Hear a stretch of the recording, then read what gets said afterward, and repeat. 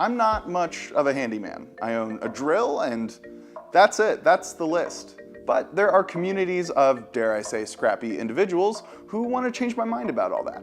They're called hackerspaces or makerspaces.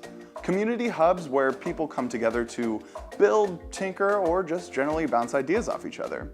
But what goes into the nuts and bolts of hackerspaces? We're going hands-on today on Indi Android.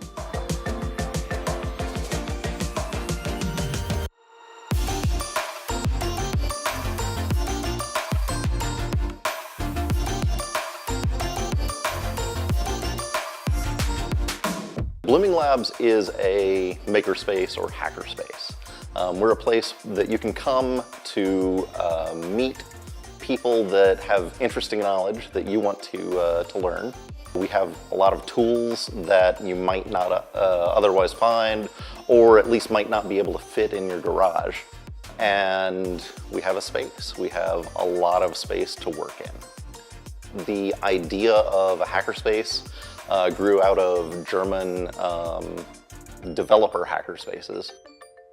But really they were kind of a collective house or a group work area.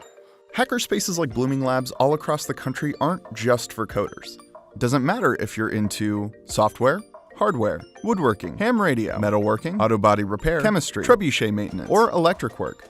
If the options look like a course catalog for a technical college, congrats. You've found a makerspace. The hacker ethos is something that we kind of encourage. In hardware hacking, that means being able to take apart the things that you own, repair them or improve them, and kind of make sure that you own them. 10 years and 4 locations after it launched in a basement, Bloominglabs has about 50 regular members. And just like any makerspace, they range from people trying out a new skill to experts in their crafts. And anyone in that middle is welcome.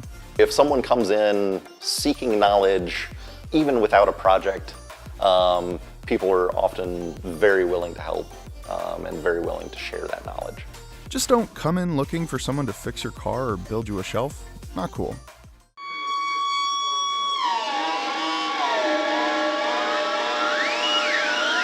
I'm working on a handmade synthesizer, handmade modular synthesizer, otherwise known as a DIY synth. It's kind of in the early stages right now and it's still very ugly, but it does make some fun sounds, which you can hear. Mostly toasted, freaky, noise, screechy, sci-fi sounds.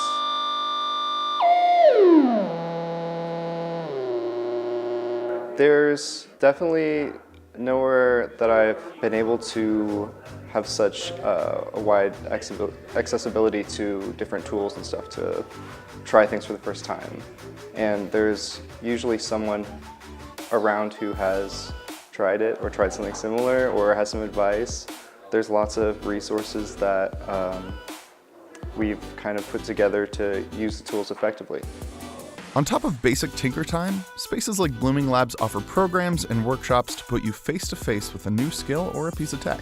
And these new methods for solving problems have been what keeps members coming back for the past decade.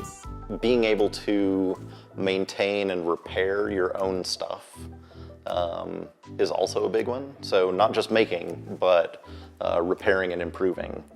So a lot of our members hardly make anything, but are bringing in things to repair constantly. I've met so many Bloomingtonians because of Bloominglabs, and a much wider cross-section than I might have otherwise. One of the easiest ways to find a space near you is at hackerspaces.org. We'll drop a link in the description. And if you like this video, be sure to share it with your fellow hackers. Thanks for watching.